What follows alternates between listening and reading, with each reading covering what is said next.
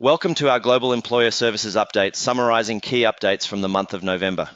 We'll cover key developments, including the Australian Taxation Office's annual report and its implications on employment taxes, an update on payday super, and go into some detail on an interesting case involving an overseas contractor.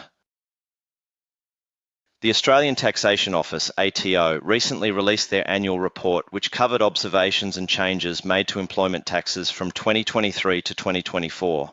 Broadly, the ATO observed a decrease in tax compliance overall across large corporate groups.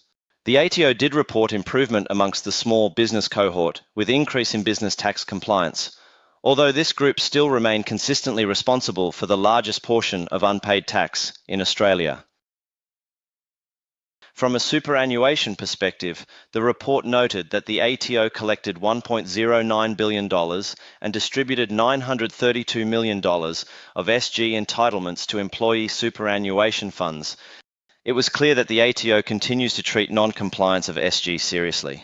There has been increased efforts to ensure employers meet their SG obligations, largely through the ATO supporting employers with voluntary disclosures and education, as well as taking firmer action on those unwilling to be compliant.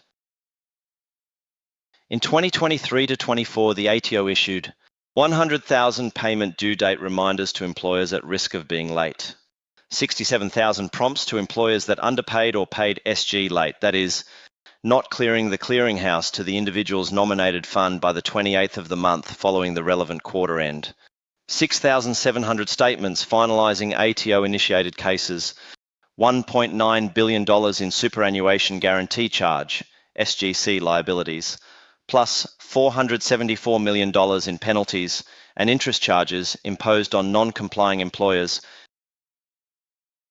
Regarding pay-as-you-go withholding, the ATO increased employer audits, resulting in over $827 million in liabilities. They improved data accuracy using STP data and enhanced reporting, raising over $821 million through data matching. On the 8th of November 2024, the ATO published details around its Payday Super Working Group, which will focus on implementing the Payday Super program, a reform requiring employers to pay SG concurrently, within 7 days, with salary and wage payments made to employees.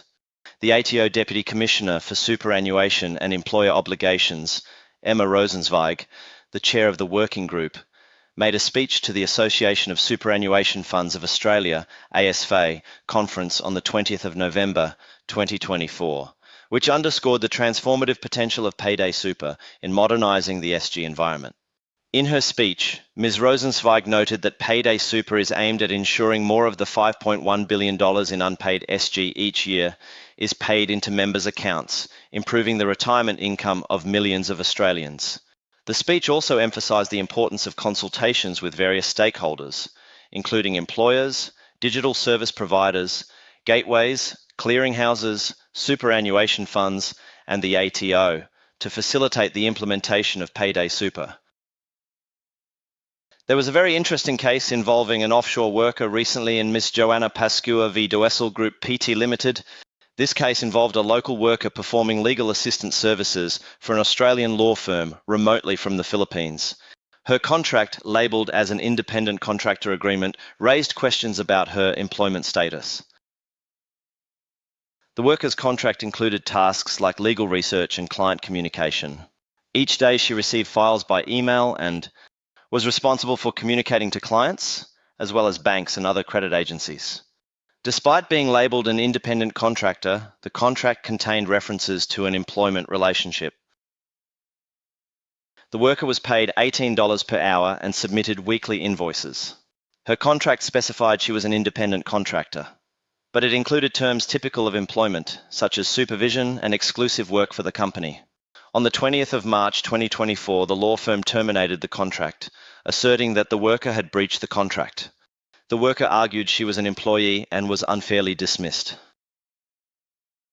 The Fair Work Commission assessed the worker's relationship as that of employment, not independent contracting. In reaching this assessment, the Fair Work Commission considered the worker was required to perform paralegal work exclusively for the business, which could not be delegated to others. Deputy President Slevin noted that the workers' arrangement was ongoing and she followed daily instructions. The contract's label as an independent contractor did not reflect the true nature of her work, leading to the employment classification.